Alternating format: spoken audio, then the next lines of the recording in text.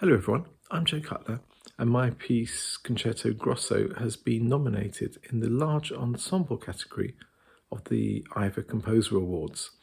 Concerto Grosso was a commission from Sage Gateshead, and it was written for R&S Moves Ensemble, who are an ensemble based at the Sage. They're an ensemble that consists of professional musicians who are both disabled and able-bodied.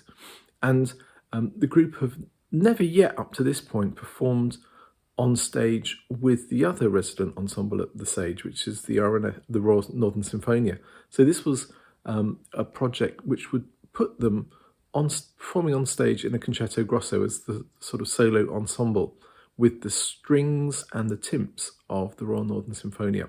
So it was a really exciting project for me, and it involved lots of workshops along the way, lots of opportunities to try out material, and at the very start of the process of writing the piece, I wanted to get to know a little bit more about the musicians within R&S Moves Ensemble and sort of find out a bit more of them as people, what they were interested in. So I sent them a little questionnaire with a few questions, things such as, tell me what your favourite sounds are.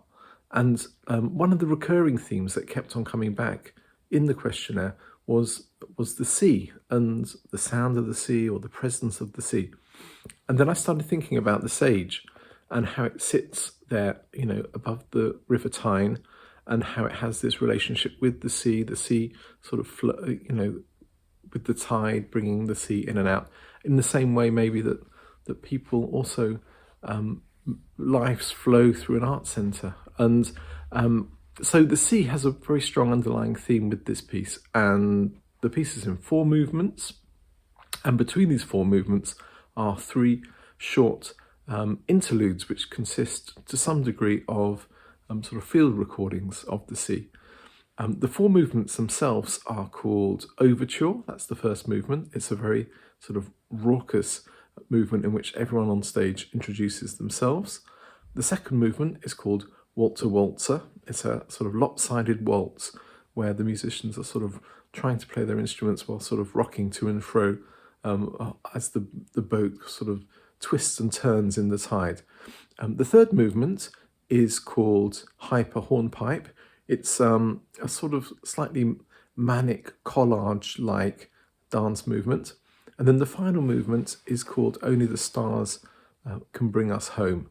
And it was inspired by a piece, I think it was a piece by Sam Taylor Wood that I saw at the Hayward Gallery, where it was sort of depicted a harbour, and it was made with sort of almost like dolls' houses, but they were full of these little lights in each of them. So it was very beautiful, these little sort of harbour of dolls' houses that were all lit up. And my idea, in a way, was that this piece begins sort of adrift, as if you're sort of sitting in a boat adrift at sea, and gradually you kind of drift towards the shore, and gradually these lights draw you in towards the coastline.